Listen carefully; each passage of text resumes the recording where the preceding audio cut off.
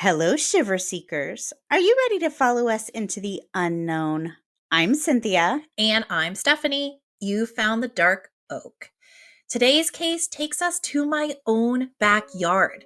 Today, we cover the missing persons case of Paola Miranda Rosa.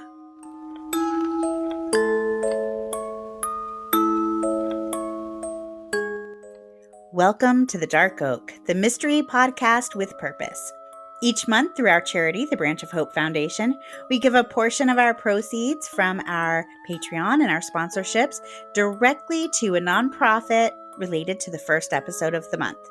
To find out more, head to our website, thedarkoak.com, check out our Instagram, or stick around to the end of this episode. Thanks, Cynthia. As I mentioned at the top of the episode, today I'm covering Paola Miranda Rosa's story. And this case definitely falls into the category of cases that need more attention from law enforcement, the local community, and the general public. And on a personal level, I feel very close to this case because Paola went missing in a state park that you and I grew up visiting. Right. I am very much anticipating what you're bringing to us today because I'm not super familiar with this case, despite driving past her missing person photos for the last several years. Right. That's kind of why we're here. You and I have been following the case from a distance, but I noticed the movement in the case and I reached out to her family to see if we could get some more information on it. And boy, I think I even mentioned it in last week's episode. This has almost become like a passion project for me now, and I really want to help this family. Paola went missing at Wekiva Springs State Park. And this park is only a few miles from the high school that I attended and is like half a mile from my childhood home. Right. I remember going to your childhood home. It's literally right there. I drove past the park today, Right. taking my kids to dance lessons. Right. So this is very much in our wheelhouse, in our community. These are our people. Right. This park is a very common local hangout. It's somewhere I've always felt very safe and very happy and felt really secure there.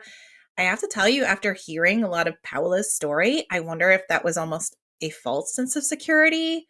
And I hate to say that, but I don't know. I want to give you the details here. And again, we don't know what happened in this situation, but I will give you some insight into what I think may have happened.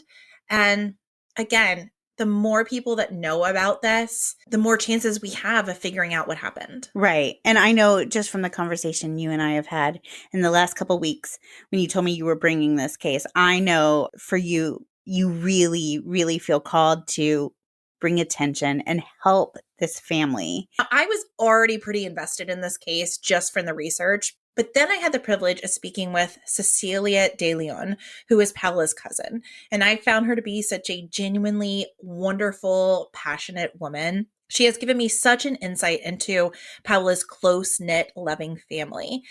And again, this family desperately wants Paola home, and they will not stop looking for her.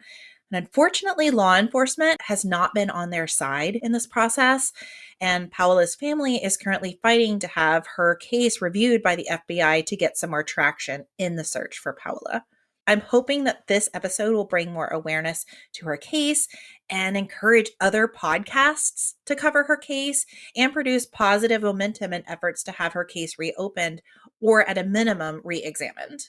Am I correct in my belief that this is a case that really has not been covered a whole lot? Is that correct? Absolutely. It's barely been covered in podcasts. There are a few YouTube vloggers that got involved with the search for Paola at the very beginning when she first went missing, but not much has been done since then.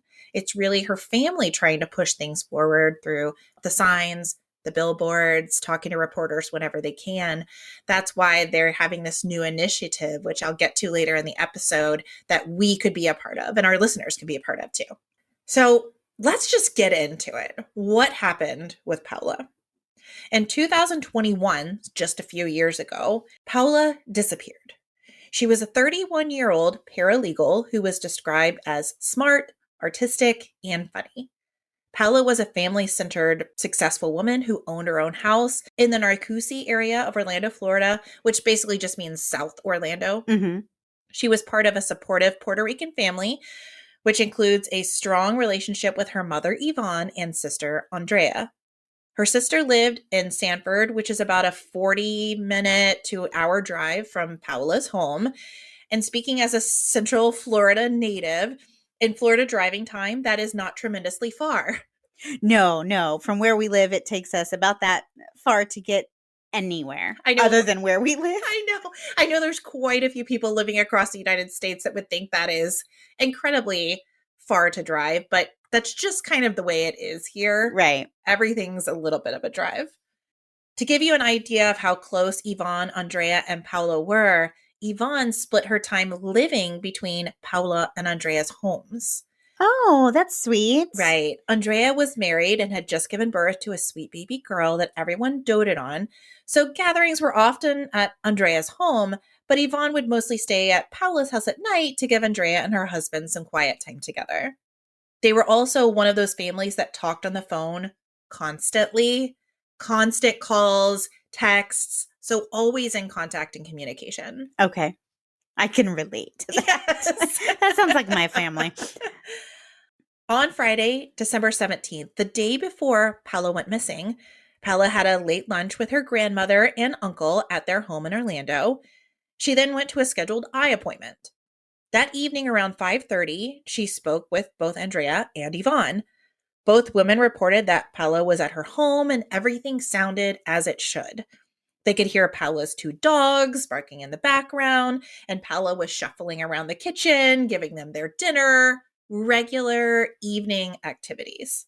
While Paola was chatting with Andrea, Andrea asked if she could borrow Paola's robot vacuum, so her Roomba. Sure. And Paola said, no problem. I'll plan to drop it off to you tomorrow. Paola also spoke with her mother, who was staying at Andrea's house that night, and talked over Paola's plans for the next day, which would have been a Saturday.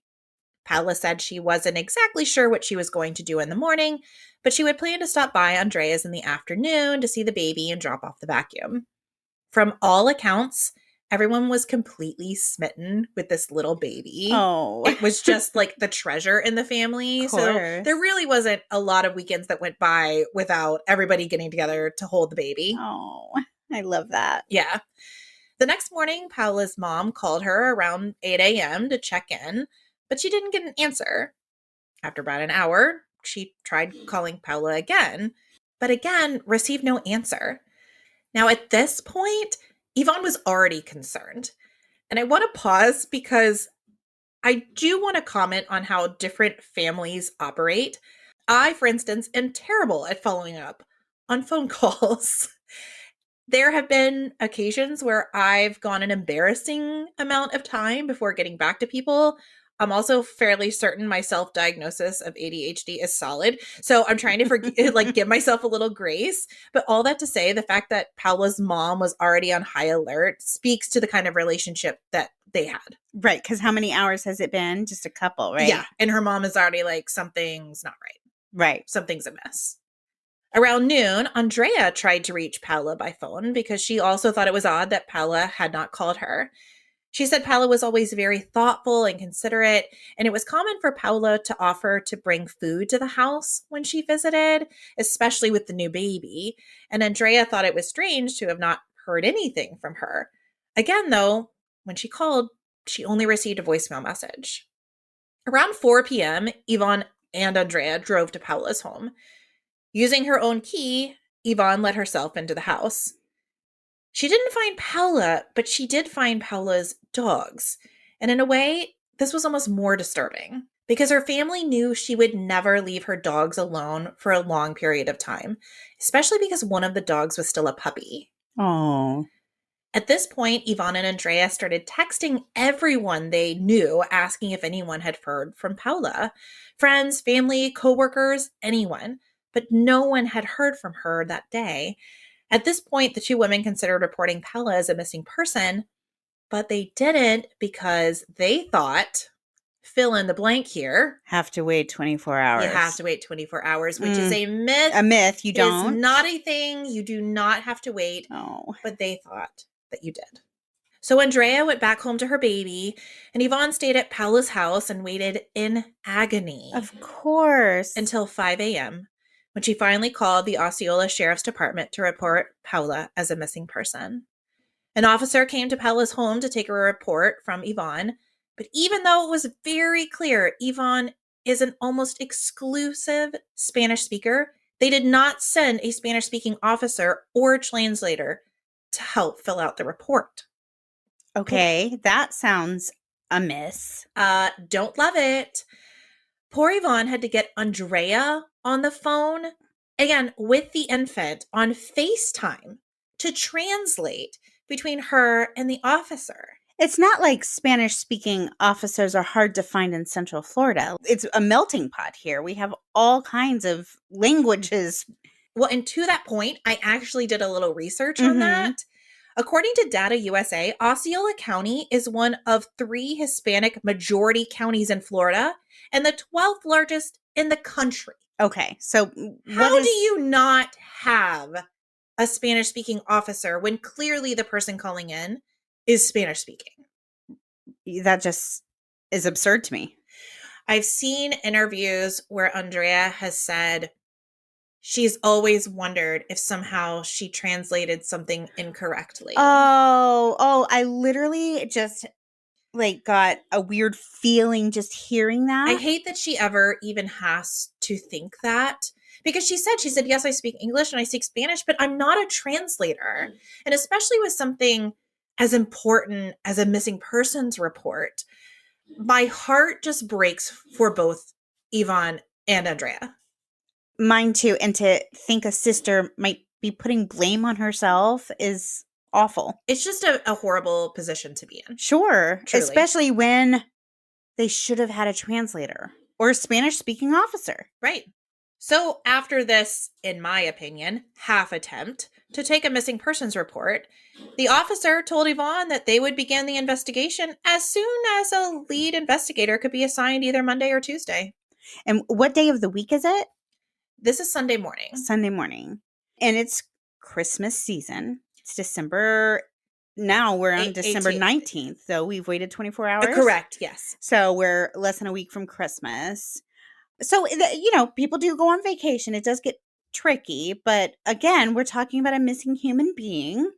Can we do better? And I don't know what the answer is. I think we've talked about this in other cases before. Do detectives not work on the weekend? We've seen this a number of times. So at this point, I have to conclude that they don't. I should ask my husband, who, does work in law enforcement. I should ask him. But people go missing on the weekends. You don't just ignore it till Monday morning. Well, we've even seen cases where detectives aren't available on holiday weekends. Right. Not just the weekend, if Monday was a holiday. All I know is if I am a mother. Oh. And my child is missing, and they tell me to just sit tight, I will come unglued.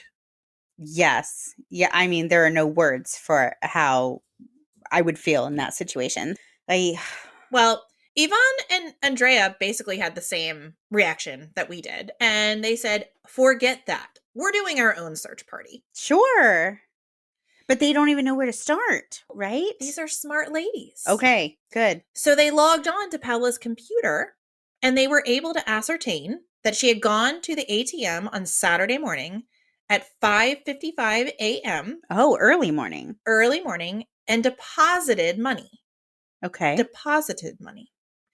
Then they noticed e-pass charges on her account. Now, for those that don't know, we have really beautiful roads here in Florida, mostly due to the attractions, and they're almost all toll roads. Though. Right. Mm-hmm. So to make it simple, almost all residents have an electronic pass that we put on our windshield, and the tolls are automatically debited from an account. And they respond almost in real time. Every time you exit, it'll pop up on your account, and it says the toll road that you exited off of, or the exit that you entered or got off of.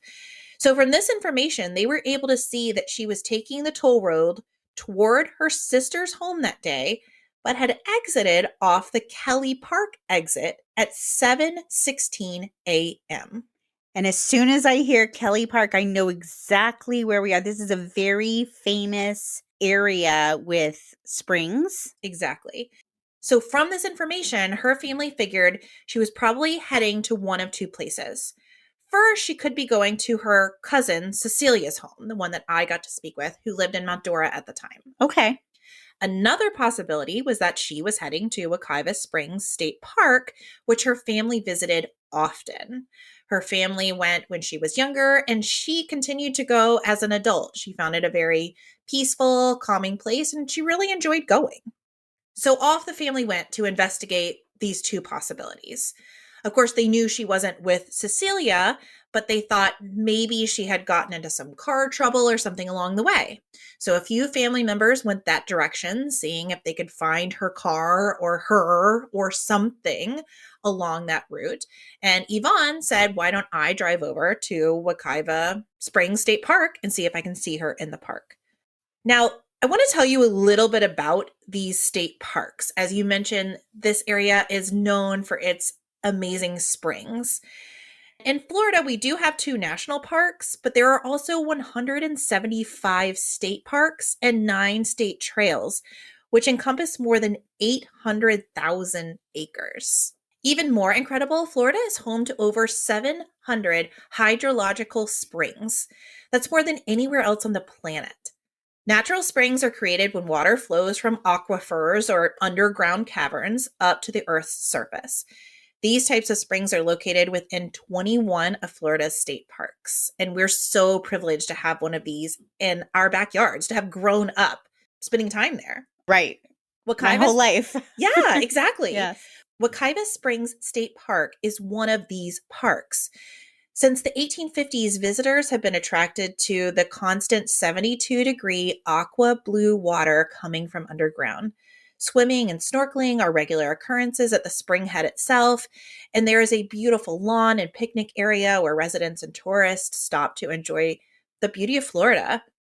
The Wekiva River and Rock Springs Run are also fed by a network of underground springs, and canoeing, kayaking, tubing, and fishing are a regular activity within the park.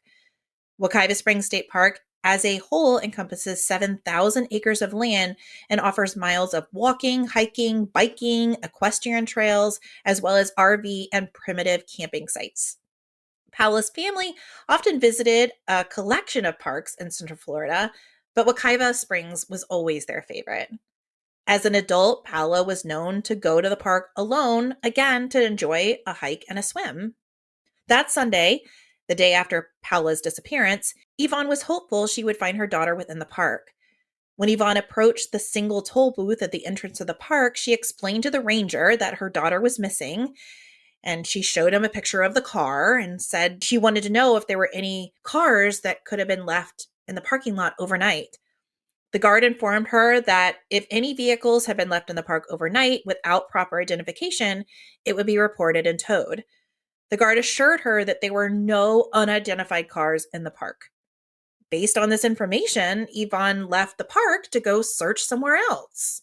The rest of Sunday passed with no additional information about Paola's whereabouts. On Monday morning, an officer was assigned to Paola's case, but with no idea where Paola might have gone, the family wasn't sure where to direct the police. However, they knew someone was accessing Paola's account at the bank, and they know she had gone through a toll booth. And both of these places should have video surveillance. Right. There should be a picture at the toll plaza and video surveillance of her at the ATM at the bank. So they ask officers to try to get video from the bank and the toll booth, which makes perfect sense to me. But from the beginning, Paola's family felt there was no urgency to investigate Paola's absence. Instead of following any leads provided by her family, investigators instead decided to search Paola's home. While there, officers discovered medications known to treat bipolar disorder and depression. The family confirmed that yes, Paola had gone through some trauma in a past relationship for which she sought treatment, but Paola was not currently suffering from any significant mental disorder and was not a danger to herself. And as I've explained, This was an extremely close family that would know if she was struggling with her mental health. Right. I also want to be very clear that even if she was battling a psychological condition, she is no less important or less worthy to be found. I just want to put that out there. Well, honestly, if she's suffering from a psychological condition, it could mean she's in even more danger, and maybe it's even more critical that we find her. Right. I bring this up because every single news article you will read about Paola highlights that she was schizophrenic and bipolar. Her family has denied this. Oh, it's not even true?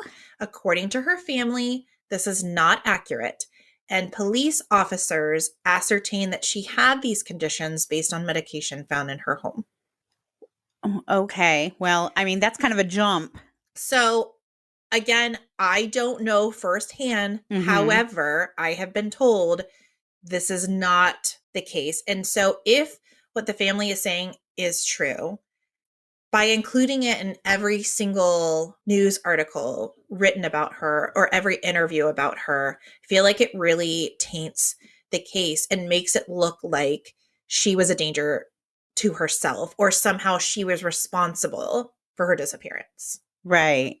This can be typical, this kind of misreporting. I mean, we've talked about it here in the podcast world where misinformation gets reported and just repeated. And I've seen it happen literally in my own life when something that I had firsthand knowledge of got reported and reported completely incorrectly. So that's not unusual, I guess, but it is unfortunate because when we get away from the actual facts, there's room for error. Sure, absolutely. By Monday afternoon, the family decided to start their own search again. They began passing out flyers to every business along the route they believed Paola could have traveled. Yvonne also decided to go back to the park to search for herself. This time, she mentioned nothing to the guard when she was admitted. She began driving around the visitor area, which is comprised of several parking lots. And there, in the back lot, she found Paola's car. Oh, Stefanie. So, what the heck? Well, they obviously didn't realize it had been left without being properly, what's the word? Like some kind of identification or authorization? Right. Because they should have had it towed. That would be the most innocuous conclusion. Oh. I mean, it's one of two ways, right? Right. So, I've looked at it a couple different ways. I think the most likely scenario is the guard just spouted off the policy that we Correct. don't allow cars to stay here overnight. If it was here, it would have been towed. And no tow truck has come through this gate that I'm standing at. I don't recognize the car. It couldn't have been left. It just couldn't. Right. Without knowing that it was actually there. The other possibility is they knew it was there and they didn't want somebody to find it. Well, that would point to a whole new problem.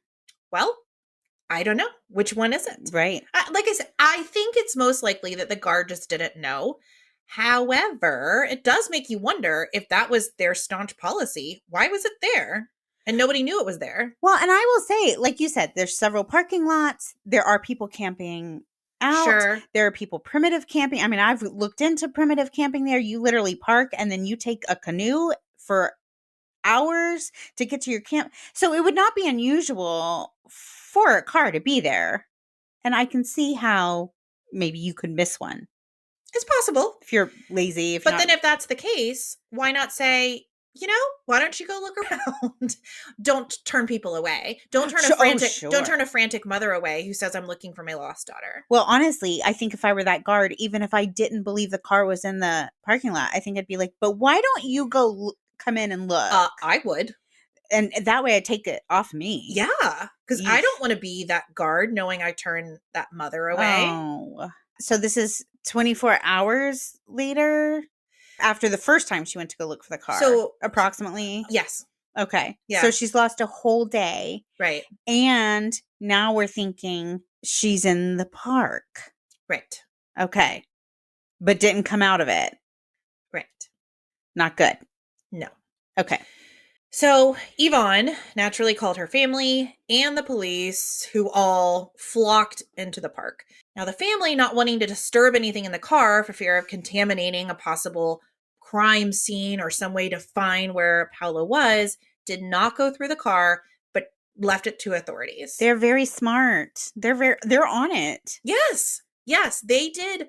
Truly, I feel like they, up to this point, outside of the waiting 24 hours to report her missing, but even at that, even if they had, it was still the weekend, they probably still would have had to wait till Monday to get to assigned a detective anyway. Well, and quite frankly, their response probably would have been, she's an adult. She can go missing if she wants to. I mean, she may have made it into the system, but I don't know that it would have authorities would have had any quicker action, right, had they have called earlier. But everything else, I think they've done what they can do at this point. Sure.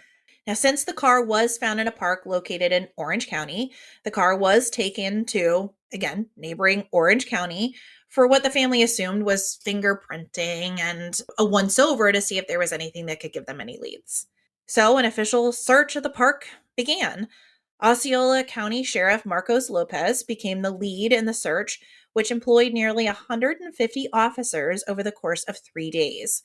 Searches were conducted by foot, horseback, plane, drone, ATV, scuba diver, and boat. So that sounds like a pretty extensive search. It's pretty extensive. Pretty soon after she's gone missing. So we're talking days, 3 or 4 days, correct. So she could be gone, but she could be there. We're also talking about a park that's 7,000 acres. Right. And lots of wildlife and lots of places to hide and lots of things going on. So very hard to pinpoint anywhere in the park where she might be. A public request for assistance did bring forward an eyewitness that remembered seeing Paola on the day of her disappearance at one of the primitive camping sites within the park. Oh, that's interesting. This witness also had video evidence. Oh. As I mentioned before, Wekiva Springs is hooked to a network of springs, rivers, and lakes. Within the Wekiva Springs network, there are 3 primitive campsites, and they are just like you described. Yes. They are primitive camping sites. They are basic. All 3 are located next to a spring-fed river called Rock Springs Run and are comprised of a flat area to erect a tent or lay down a sleeping bag. There are a few crudely constructed wooden benches and a fire pit. Right. That's pretty much That's it. And these areas are wildly popular for those who love to sleep out under the stars. And as you said, in order to reach these areas, you can either hike, canoe, or kayak. Right. There's really no other way. Right. In this case, the eyewitness reported seeing Paola at a campsite called Otter Camp. This eyewitness claims they never spoke to Paola, but for some reason, this eyewitness decided to take a video of Paola taking a dip in the river. So we'll come back to this video in just a moment. That's interesting. Yeah. But for the search effort, this was a massive clue. Sure. This meant that Paola most likely took the 2-mile walking trail from the parking lot near the entrance of the park to Otter Camp. And her family confirms that this is absolutely something Paola would have done. Okay. There are many people that have said, why are you going to go walking 2 miles into the woods? But this is very typical. Why wouldn't you? And again, she's not just walking to the woods. This is a trail. This is, a set trail that you would go to this camping site. And it's one of the things you do in places like this. Yeah, in nature. Yeah. So this doesn't seem unusual to me. It doesn't seem like strange behavior. No. And even the timing of it seems to be pretty early morning. Even that lines up. That's when you would do this. You would do this in the morning. Yeah. So none of this seems unusual to me at this point, if indeed this is what happened. Not at all. Yeah. Based on the eyewitness video of Paola in the water, canines were brought in to try to track her scent. The dogs tracked her scent from her car to Otter Camp, into the water, and then also caught her scent coming out of the water further down the bank.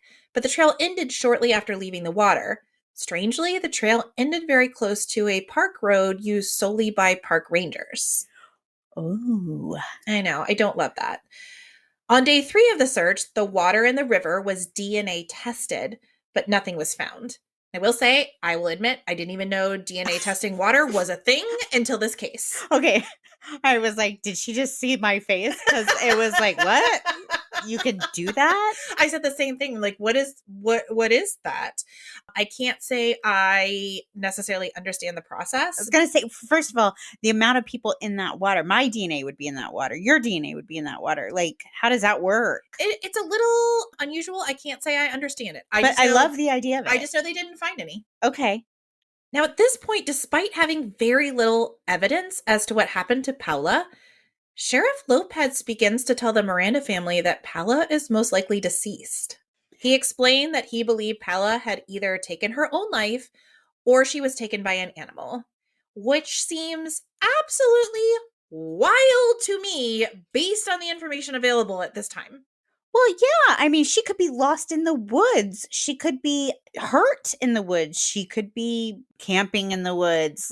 Like, why is she dead or taken by an animal? Like, why is that what we're jumping to? All the things. And Cecilia, again, Paola's cousin that I was able to speak with, totally confirms that. She was there. She said, we as a family were just shocked. It was disbelief that they were standing there telling us, well, you need to prepare yourself. She's probably not alive anymore. I mean, okay, I'm thinking, so it's December. So it's cold, but it's December in Florida. Because I'm thinking, okay, are they saying that if she'd been out in the woods for this amount of days, like she would have succumbed to the elements? But it's Florida. It doesn't really even go below 40. No, it would be uncomfortable. Yeah. I'm just thinking, like, what would have made them say that? Like, I'm grasping at straws here. Like, what would have made them say that? I mean, I suppose if they thought she wandered into a swamp, and again, they said it could have been an animal. My dad stopped walking these hikes by himself when he like encountered, I don't remember if it was like a bear or some kind of wildcat, like 3 hikes in a row. And he's like, you know what? I'm going to stop doing this by myself. So like there is wildlife out there. Sure. Dangerous wildlife. Sure. Absolutely. But I don't get the whole jumping to that. That's my feeling. I can see coming to this conclusion after we have more evidence. Right. Right. But not at this point. Right. Maybe they're saying because her trail just stopped, something grabbed her. The trail stopped at a park ranger road. So some kind of animal. Right. I don't know. Yeah. But it seems strange. This seems strange to me. That I'll just leave that there. And remember, this is right before Christmas. When you started off, I was just like, oh my gosh, we're less than a week before Christmas. Ay, ay, ay. Andrea Miranda, Paola's sister, told reporters, quote, "It's hard to even focus on the fact that it's the holiday season. I don't even know what day it is right now." Well, of course. I mean, forget the holidays. We're living a nightmare. Yes, absolutely. After the search in the park was called off and investigators quickly moved to declare Paola as deceased, her family started pressing investigators to explore other options. After demanding for surveillance videos from the bank or e-pass toll booth, her family was told they were not necessary for the investigation. They don't even know if she was alone. Uh-huh. They don't know anything. Yes. What we're just not even going to try? Okay, I'm getting mad now, Stefanie. Well, here we go. After asking what evidence was found in Paola's car, investigators claimed a search or fingerprint analysis of the car wasn't required. This is Orange County or Osceola County? Osceola County. When Paola's family asked to see the video surveillance from the park, they were told that all the cameras in the park were broken. When they asked to search Paola's call log on her phone, which was found in the car, investigators also said this information wasn't needed. When investigators were asked to interview rangers working at the park, the family was told that none of the rangers had criminal records, so there was no need to interview them. It's almost, I mean, I really don't have words. What? Like, we're not even trying. How hard would it have been to do any of those things? Just get the surveillance footage. Just look at the phone. Just check. Like, how hard is this? I agree with you. We're talking about a human being. I agree with you. For whatever reason, a conclusion was drawn that she is deceased in the park for whatever Then prove reason. And that's my point. I'm not saying she isn't. Is it a possibility that she is still in those woods right now? Yes, there's a possibility. However, at this point, I have not seen any evidence to point to that. No. Oh. Now, I want to go back to that eyewitness video. Okay, of that's Paola. interesting. I'm going to show that video to you now, and I want to get your reaction. It's a very short clip. This particular version, which also shows a slowed down portion, is from the Chronicles of Olivia, who is a YouTube true crime blogger that helped the Miranda family shortly after Paola's disappearance by trying to bring more attention to the case. She and another YouTube blogger actually went to the park after her disappearance to make videos. So definitely shout out to her.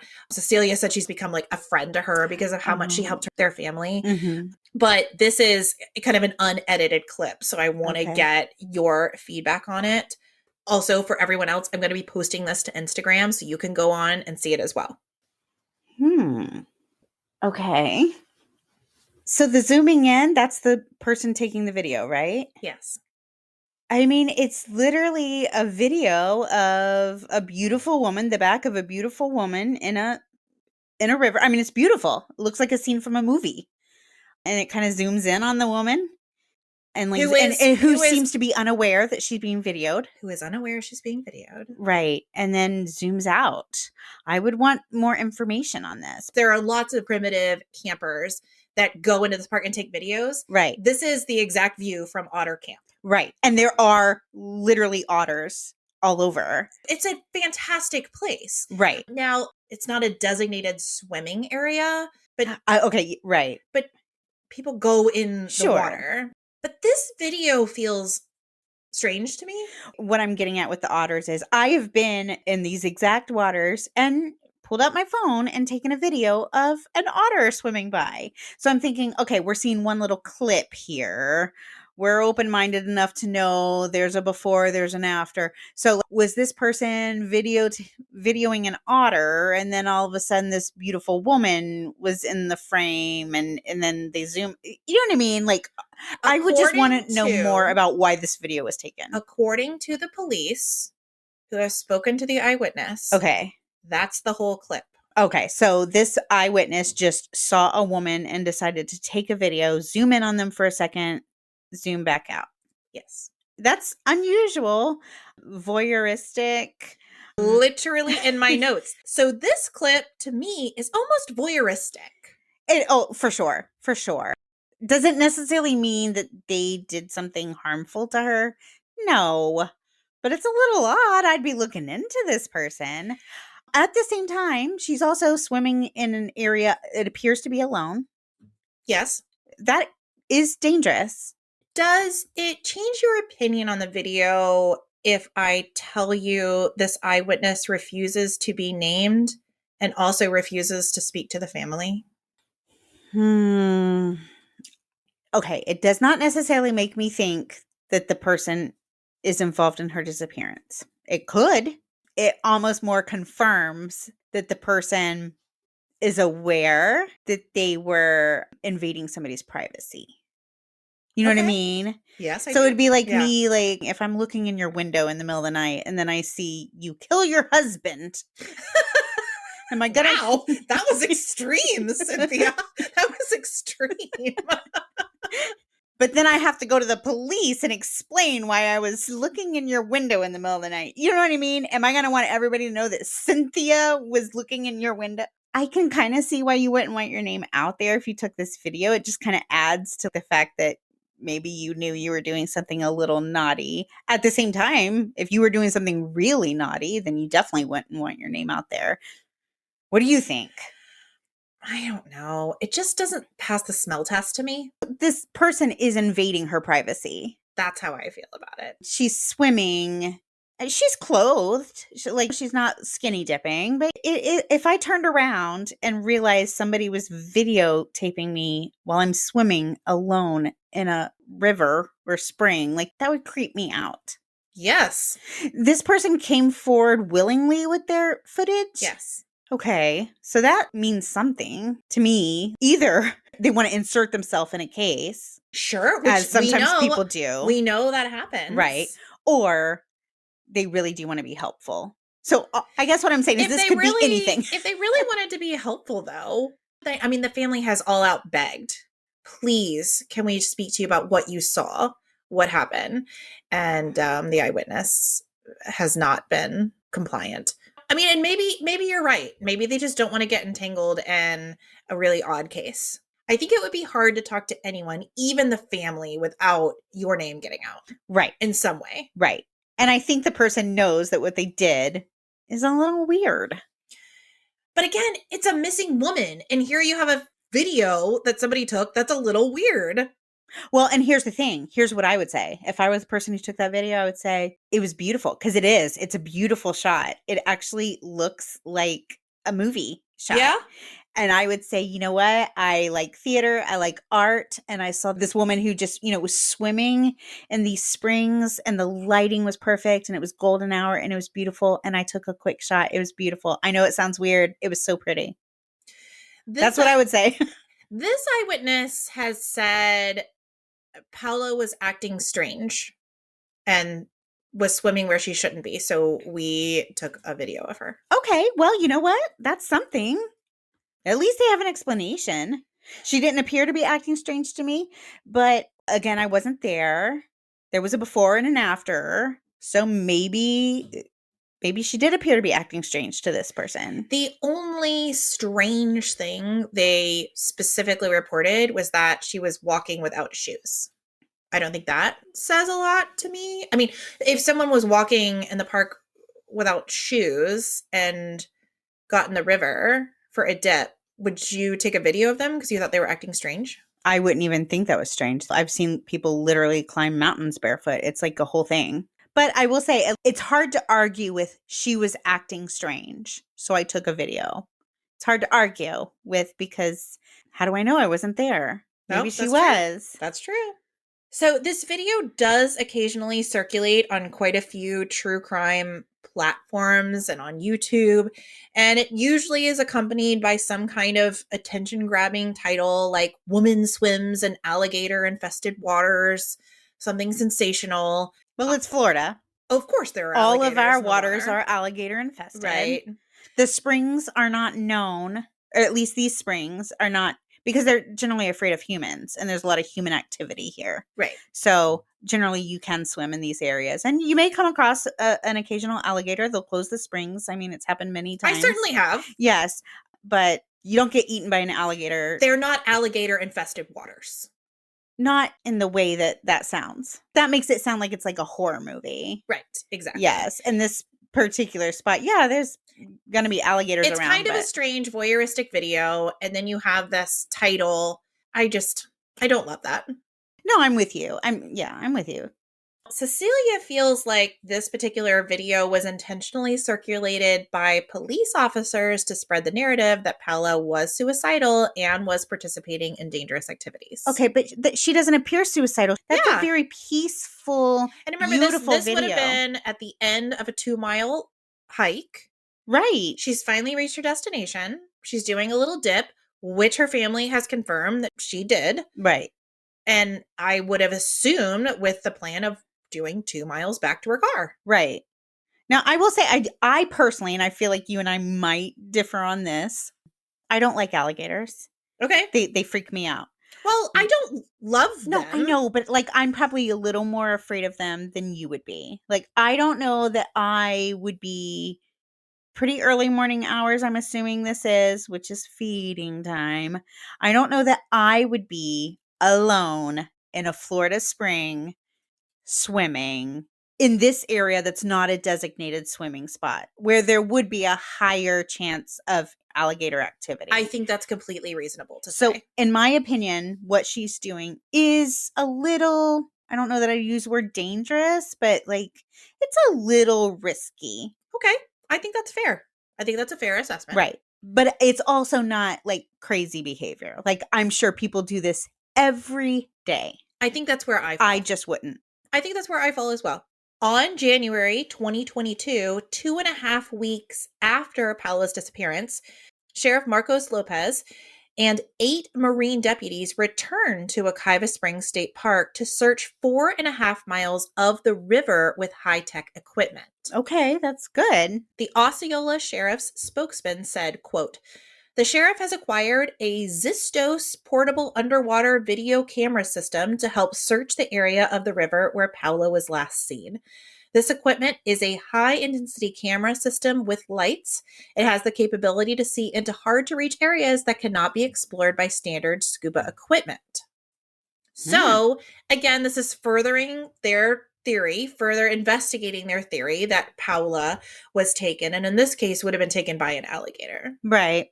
There's no other reason to go this route, in my opinion. Right. Because the idea would be if it's an alligator, she might be in a hard to reach place. Right. So again, just taking away from the lead that they're still investigating, they really believe she's on that park and in that river. I do like, though, that they're at least looking for the evidence. Sure. So I like that. Guess what they found? Nothing. Zilch. Right. Nothing. Even though there was no further evidence to support the theory that Paola was still in the river, no additional investigation was carried out. Paola's family was asked to promptly collect her unexamined car and its contents from the authorities as they would no longer be needed. Not knowing what else to do, the Mirandas brought Paola's car home and inspected it themselves. Here is what they found.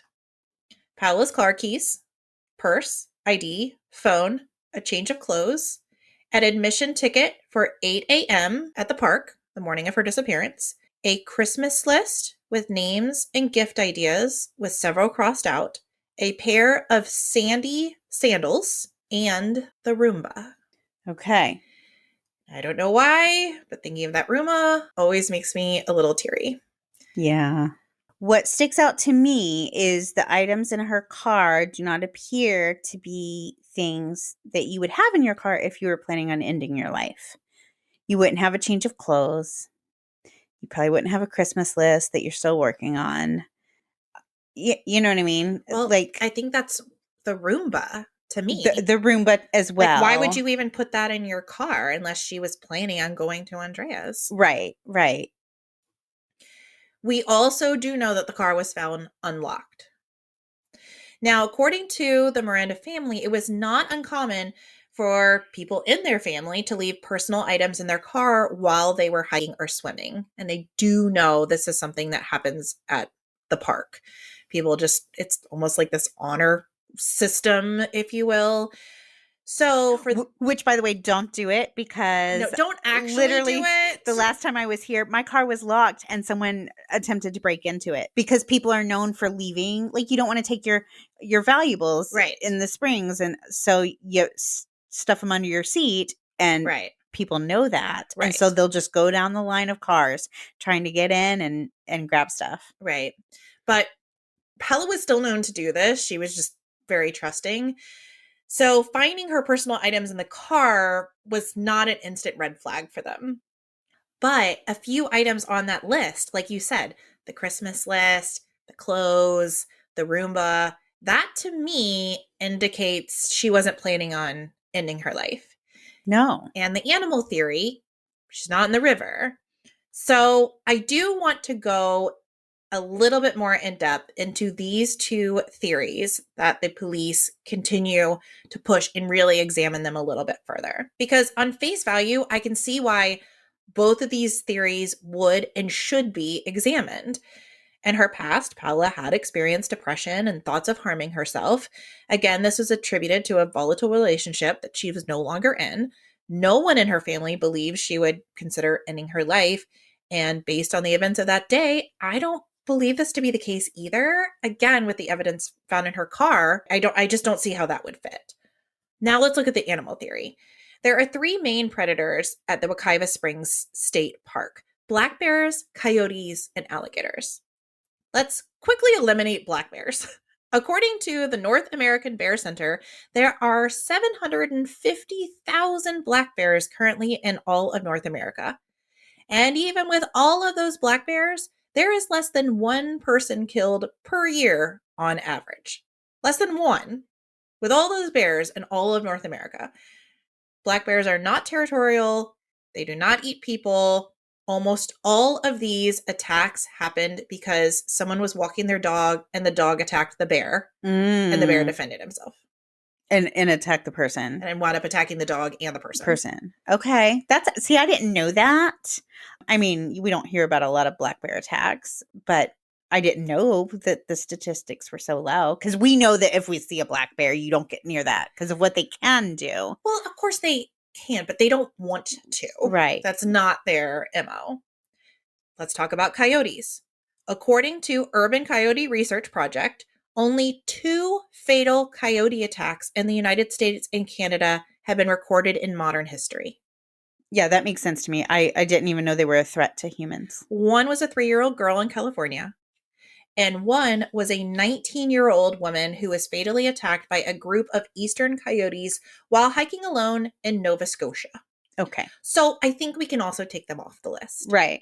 Which brings us to alligators, who investigators have indicated is the most likely culprit. The American alligator inhabits the southeast United States and is common in Florida. As a matter of fact, there are an estimated 1 million alligators currently calling Florida home.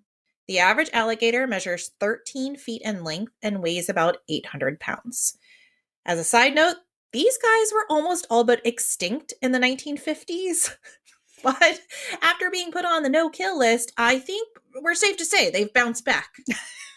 Yes, quite literally. Now, American alligators are carnivores. As adults, they eat fish, invertebrates, turtles, frogs, birds, and mammals.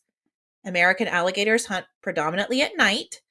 If prey is too large to be immediately swallowed, it is captured, dragged underwater, drowned, left to partially decay, and then devoured.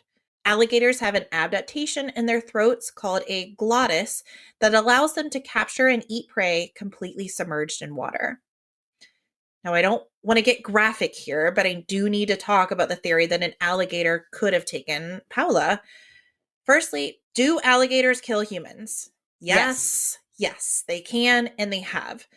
According to clickorlando.com, since 1948, the Florida Fish and Wildlife Conservation Commission has recorded over 450 alligator bites on people in the state of Florida, with 30 of them being fatal. So, over 77 years, 30 deaths due to alligator bites just in Florida. However, the way an alligator feeds, there's always evidence.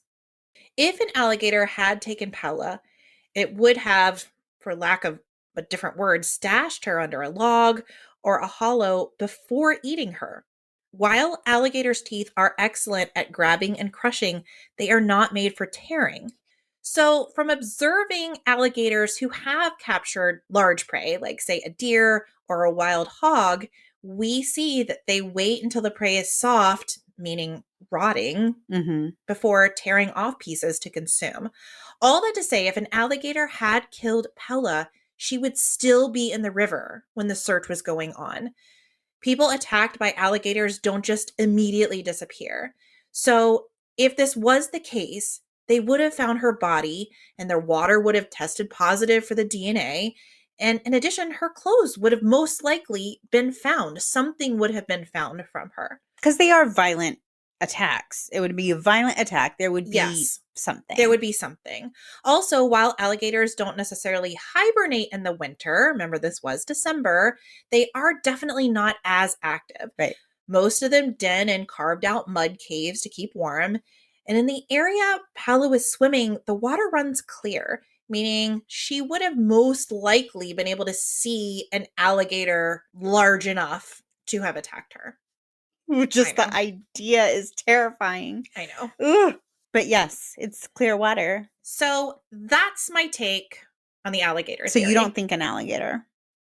I do not think an alligator. Okay. I think it was a possibility, but I think they've explored that possibility and eliminated that possibility with their underwater searches. Okay. That's my opinion. So alligators, like I said, really freak me out. And so I don't think I have a different opinion. I guess I think, could she have moved on from that particular spot and maybe been attacked somewhere else? Because like you said, the place is huge. So could she have gone somewhere else? That's just where we last know she was. But I guess We lost her scent. I don't know. And I don't know. they explored 4.5 miles of the river with this Right. this specialized underwater equipment. Right. Best of the best. I think, like you said, like it was a possibility, but we've explored it. We have no evidence pointing to that. Zero evidence outside of she was in the water that could have had an alligator in it. Right. So no, I don't think it was an alligator, but I don't know what it is. I don't know what the answer is. I'm with you. I need an answer. But let's not keep going down the path that is clearly ruled out. Right. In my opinion. Right. Now, on July 17th, 2022, 7 months after Paola's disappearance, her family called on the community to join them for a continued search for Paola. At the time, her cousin, Cecilia, said, quote, "I am confident that she is somewhere out there. I am confident she is alive. And even if she weren't, we need answers. We need closure." Of course. When questioned by a reporter about the official search for her cousin being called off after 3 days, she said, quote, "It's very frustrating, the type of response that we have gotten from all of the police departments. As a family, we're very frustrated. As a community, as humans, their indifference hurts us." End quote. Because I don't know so far that we have any evidence that points to an abduction or a suicide or really anything. Really like at this point, we really don't have any evidence that points to anything. What is so upsetting, though, is that there was no investigation done. So maybe there was something. We still don't know what those surveillance videos showed. Am I correct in that? We don't know. They were just never checked. That's correct. The car was never processed. Correct. Her phone may have been looked at by the family later on, but the police didn't bother looking at it. Correct. Just, that's what's so hard to hear. Yes, absolutely. When Cecilia was asked if anyone would have intentionally tried to hurt Paola, she responded, quote, "We kind of explored that route. She didn't have a boyfriend at the time, didn't really have enemies. She was a work from home kind of girl. She just kind of hung out with her best friend and her family. She was more of a family type girl." Now, I also want to spotlight another piece of evidence found in her car. The sandy shoes. Okay, when you said that, I was like, well, sandy means they've been in the sand. And the sand was the same sand that is on the riverbank. I noticed that when you said it, but then I thought, well, if she does this often, does she just keep a pair of shoes in her car for when she decides to do this? But if that were the case, then maybe you'd put them on before you left your car, and they weren't on, they were in the car. So I don't know. So Cecilia said this detail jumped off the page at her. I mean, at first it was the Roomba and then the Christmas list. Like, no, she wasn't planning on disappearing. And then the shoes jumped out to her. She believes that Paola had actually made it back to her car from the river. She thinks that she made it all the way to Otter Camp and then came back to her car. She believes that Paola was approached by someone in the parking lot and then abducted. She said Paola was very friendly and was often known to bring food to the homeless and chat with strangers, so it was entirely possible that someone could have put her at ease and then abducted her. Well, the eyewitness says she wasn't wearing shoes. Correct. But somehow those sandy shoes got back in her car. Okay. We could also go back to the fact that the scent dogs tracked to that service road within the park. And I think the idea of someone picking her up in either area could be a possibility. Again, neither of these were explored. So was it possible that she got out of the river, made it to the service road, and then was picked up? Or did she essentially backtrack from there, walk back down the river, and follow the trail? Again, it was a designated trail, follow the trail all the way back to her car, which is why the dogs were not able to find her going anywhere else. True, because she turned around and just came back the same way that she went. Yeah, good point. Good point. The dogs, in my opinion, and the sandy shoes, I think there's good reason to think she could have made it back to her car. I don't disagree with you. The fact that there's sandy shoes in there, that stood out to me too. And the fact that her scent trail didn't go anywhere. Right. Yeah, no. And again, she could have just gotten out of the bank and said, I wonder where this trail goes. And it was like, oh, it's the service road. And then just turned around, walked back down the river. Sure. And then back down the trail. Sure. That makes total sense to me. Right. So the idea is maybe somebody grabbed her at her car. Right. Maybe there was somebody in the parking lot that just grabbed her. I think the sandy shoes are pretty compelling. It is. And I get it, it doesn't rule anything out, but I'm just thinking, okay, if I'm in the parking lot, gonna grab this woman, am I gonna wait till she opens the car and puts her sandy shoes in? It sounds like this would be like one of those spur of the moment type crimes. Like, so it's not a planned. I'm not sitting here and waiting for this woman to come. I just see her and I Walk grab over to her. her. She's clearly had a hike. I'm like, oh, hey, can you tell me about that trail? Right. Who She's knows? throwing her shoes in the car. She's Yep. drinking her water. She's doing her Yep. thing, and you do what you do. Yeah. Yeah? It's certainly an unexplored possibility. Yeah. If the service road theory piqued your interest, I would like to offer this to you. About a week after Paola's disappearance, the Mirandas could clearly see they weren't going to get the help that they were looking for from detectives assigned to their case. So they launched a GoFundMe account to raise funds for a private detective. They met their goal within a matter of days and hired their own PI. The PI got to work following leads. One of his initiatives was to interview the rangers that were on duty in the park around the time of Paola's disappearance. Because again, remember, none of them were interviewed by previous investigators. But when the PI went to interview the rangers, he was told that all of them had already been assigned to different parks and were unreachable. Okay. First of all, what? Every single ranger has been removed from their assignment. According to the family, their private investigator was not able to interview any of the rangers that were on duty that day. And this would have been within like 2 to 3 weeks. They're all at different parks all of a sudden. And, well, and if that's true, give me their names. I'll drive to the new park. Weird, right? That's weird. Coincidence? That's weird. It could be coincidence. Maybe they rotate. Who knows? But strange and not helpful. And not helpful. The private investigator did attempt to follow several other possibilities, but always met with a dead end because of uncooperative investigative agencies. For instance, Paola has now been missing for 3 years, and her phone has still not been unlocked. Her family has literally begged AT&T to unlock the phone so they can review calls and text, and AT&T has refused to do it unless they get the go-ahead from law enforcement, who will not sign off on it. The Miranda family spent the next year passing around flyers, erecting billboards, talking to news stations as often as they could. Over time, the lead detective, Osceola County Sheriff Lopez, stopped returning their calls. Eventually, Paolo's case was assigned to a new detective, but he also will not return calls to the Miranda family. In the last few months, Telemundo, an American Spanish-speaking news station, announced their production of a groundbreaking documentary featuring Paola's disappearance. Wow. Expecting it to be released at the end of last year, the Miranda family contacted the production team to help in any way they could. They were told by Telemundo that the documentary had been delayed because they can't get Sheriff Lopez to respond to their request for comment. Okay, I want to stop for a moment and just talk about Sheriff Lopez. Is he already rubbing you the wrong way? Yes. Everybody involved on this case under the law enforcement umbrella is bothering me. I hate it. Like, why can't we be more helpful? I will tell you specifically about Sheriff Lopez. In January of this year, 2025, he was placed on a watch list known as the Brady list. The Brady list is essentially a naughty list that prosecutors use to keep track of police officers who have engaged in or have been accused of misconduct.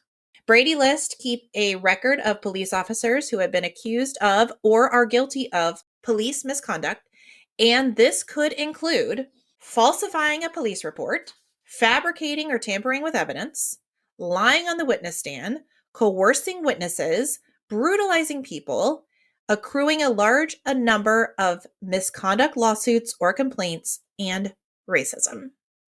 Are those the only things that could be included, or are those just some of the things? Those are the big things. In addition to listing the type of misconduct, Brady lists also provide information on the officer's department, whether or not they are still employed with the department, the type of investigation conducted, and the status of the allegations against them. As you can imagine, no police officer wants to end up on the Brady list. In fact, there are serious reputational consequences for being on one. Brady lists reduce the credibility of officers because it's all public record. This means that anyone can access a Brady list and see if an officer has a history of exceeding their authority. An officer on the Brady list often, but not always, resigns or otherwise stops being a police officer. The non-legal purpose of this list is to make the public aware of officers who may have not fully honored their oaths to protect the public and do justice for the community. And also, as you can imagine, an officer who is on the Brady list also loses some credibility on the witness stand. Oh, yes. As they should. Given the central role that police officers often play in providing evidence to support criminal charges, an officer who is discredited by their past activities plays a major role in defending against criminal accusations. So, the lead investigator on Paola's case is currently on this list. That could potentially explain a lot. And now the lead investigator is literally the seated sheriff. The seated sheriff That's of Osceola scary. County. That's the seated terrifying. sheriff. In addition, the Osceola County agency as a whole has continuously been accused of shoddy work and botched investigations. Man. While this is absolutely infuriating, it may offer a bit of a silver lining. See, the Mirandas want to have the FBI review Paola's case, and the lead detective winding up on the Brady list is certainly a reason for the FBI to take notice. That's so true. In their new initiative, the Mirandas have started a change.org petition aimed at collecting signatures to urge the FBI to take on Paola's case. We previously posted this petition as soon as it became available. That was about a month ago on our Instagram account, but we will post it again. While I don't profess to being a professional in this area, I do know that headway could be made by contacting our local branch of the FBI, which I personally want to help the Mirandas do. Paola is a Hispanic female. At the time of her disappearance, she was 4 foot 10 inches tall and weighed 145 pounds.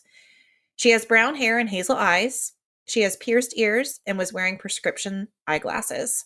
She has scars on her left arm and her chin and tattoos on her abdomen, groin, and right ankle. She was last seen wearing a green or white shirt and blue denim shorts. I will end this episode with a call to action voiced by Paola's family. Quote, "Let's stand up. Let's be a voice. Let's be her voice. Let's be her advocate." End quote. Oh, I'm so disappointed with the lack of help her family got, because on top of losing their precious loved one, they are then slapped in the face with just the feeling that nobody cares. This investigation was over before it even began. There was no investigation. I mean, I think I said it earlier before you dropped the bomb that nobody's looked at her phone. I was like, well, her phone didn't get looked at until her family was able to look at it. And what? Nobody's even looked at the phone. And there's just as much evidence that she was abducted as there is that she got killed by an alligator. I think more, to tell you the truth. Right. The only thing to say she got killed by an alligator was that one 3-second eyewitness clip. And that's not evidence that you got killed by an alligator. That's evidence that you went swimming. Yes. Yeah, no. Unless they're leaning more towards the suicide, but there's no evidence of that either. They've pushed both. And again, had she not been in the right mind, could you wander out in 7,000 acres and not be found? Sure. Of course you could. And you know what? I think there's a good chance that she could be there some way. She could have gotten lost. Somebody could have abducted her and taken her further into the woods and hurt her.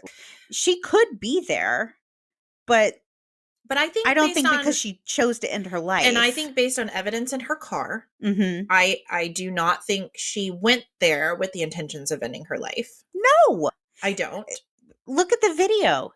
It looks like someone enjoying a moment. I mean, Yeah. I know it's like a very short video, but when I looked at that, I thought, oh, she's so happy. Yeah. You can't even see her face. It's just the vibe I get. Yeah. Maybe I'm assigning emotions to it that aren't there. But that does not look like a She woman certainly who's doesn't about to kill her life or end her life. No, she doesn't look disturbed. She looks like she's having a great time.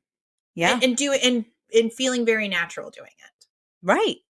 So while there isn't a tremendous amount of data at this point to say she was abducted, I say there's just as much, if not more, than the fact that she wandered into the woods of her own accord or was taken by an alligator. Well, her scent ended at a road. Yes. Sandy shoes were in the car. I mean, there is evidence pointing to the fact that And the fact that they're she not got picked up somewhere. And again, she might not have been alone that morning, but we don't know because they wouldn't look at video. And that is the laziest thing in the world. That is the laziest thing. So lazy. Yeah. You mean you can't go get ATM video? It's really sickening. Or a toll? It's sickening. I mean, they didn't even try. So it all boils down to, I want to help. I want to help so much. I want to rattle the cages. I want to be her voice. I do. And there are already multiple advocates out there. I've already mentioned some of these YouTube bloggers. There's also some local foundations that have helped to organize these additional searches for Paola. So there is support out there, but we need to continue to get the word out because right now there are still people out there. I mean, think about you and I are true crime podcasters living here and we didn't even really know the full case. Not at all. I thought something completely different. Right. So we have got to get the information out. Right. So right now, our listeners can share this episode so that more people hear about it. Absolutely. And listen. Share other people's content on this case, other creators' content. Yeah. And listen, if you have other podcasters that you love, tell them to cover this case. Cover this case. Yes. Sign the petition. Sign the petition. It'll be on our Instagram page. Yeah, thechange.org. And we're going to keep you posted. I really want to explore this FBI option and see if we can get the ball rolling there. So if you have any tips for us, please let us know. Urge other creators to follow this case. Cecilia De Leon, who I spoke to, is an open book. She was fantastic to talk to. She'll answer any questions that you have as truthfully and honestly as she can. Some of the questions I had, she just simply said, I don't know. And I'd rather her say that because we just don't know. Right. But let's go off what we do know. Right. If you want to message me, I would be happy to get you in contact. Well, thank you so much for sharing this, Stefanie. This is really, really sad, but I'm thankful that there are steps that we can take to help. It's not over. Right. It's not over. Right. It feels a little bleak and I feel a little angry, but it's not over. Right. Her story is not over. Well, let's talk about our branch of hope. Again, there's always hope. There's hope in Paola's case. We're offering some hope here. Our branch of hope is Victim Connect Resource Center, which is a referral helpline where crime victims can learn about their rights and options confidentially and compassionately. Visitors to the hotline receive strength-based and trauma-informed services and referrals in over 200 languages. The victim assistance specialists receive extensive training and mentoring to provide emotional support, information, and referrals that empower visitors as they navigate the physical, emotional, legal, and financial consequences of crime. What an amazing resource. If you or someone you know could benefit by contacting Victim Connect, you can call or text 1-855-484-2846, or they have an online chat. This is such an amazing resource for a lot of people who are hurting out there and don't know where to turn. And actually, this is a perfect example, as we talked about, this family where English is not their first language. Victim Connect is a prime example where they could call, talk to someone in their native language, and then be connected with assistance organizations in their native language. Join us next week as we bring you more thrills and chills. Thanks for listening. Thanks, guys. Bye-bye. Bye.